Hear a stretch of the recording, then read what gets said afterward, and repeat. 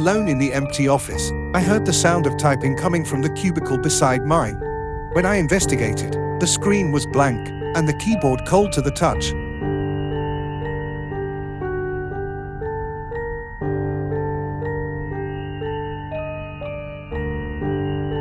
As I patrolled the darkened corridors, I caught a glimpse of a figure standing at the end of the hallway. The figure's eyes glowed with an otherworldly intensity before it vanished into thin air.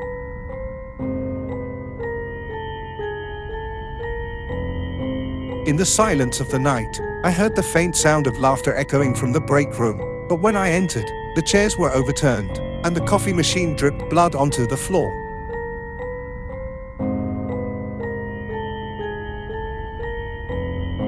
While reviewing security footage, I noticed a shadowy figure lurking just beyond the reach of the camera's gaze.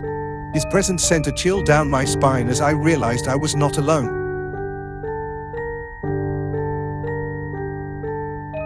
As I conducted my rounds, I felt a cold hand brush against mine in the darkness. I jerked my hand away, but the touch left behind a trail of frost that lingered long after the sensation had faded.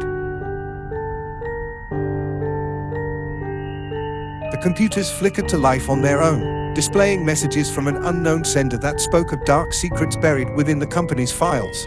Terrifying secrets that should never see the light of day. The elevator descended into the depths of the building, stopping at floors that didn't exist. When the doors opened, each floor was shrouded in darkness and echoing with the whispers of the forgotten.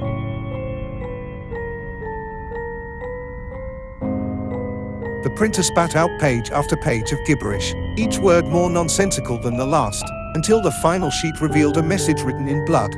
"They are watching you."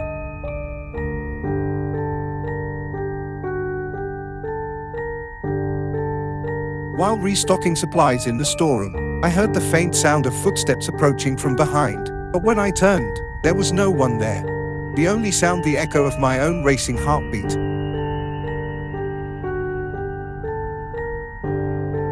The security cameras captured images of strange, shadowy figures moving through the halls, their faces twisted into grotesque masks of terror as they reached out towards the camera with spectral hands. The air grew thick with the scent of decay as I entered the abandoned wing of the building, where the cries of the forgotten patients echoed through the empty halls. Their calls seemed to plead for release from their eternal torment.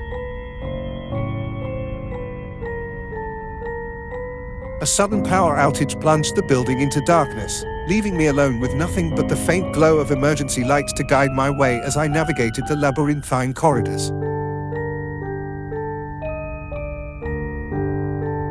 The phone rang incessantly throughout the night, each call more distorted than the last, until the voice on the other end whispered my name with a familiarity that chilled me to the bone.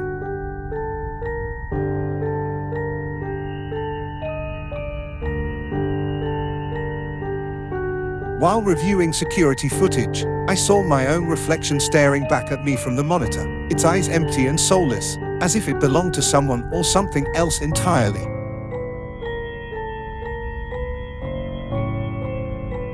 As I locked up for the night, I heard child's laughter coming from the abandoned daycare on the top floor.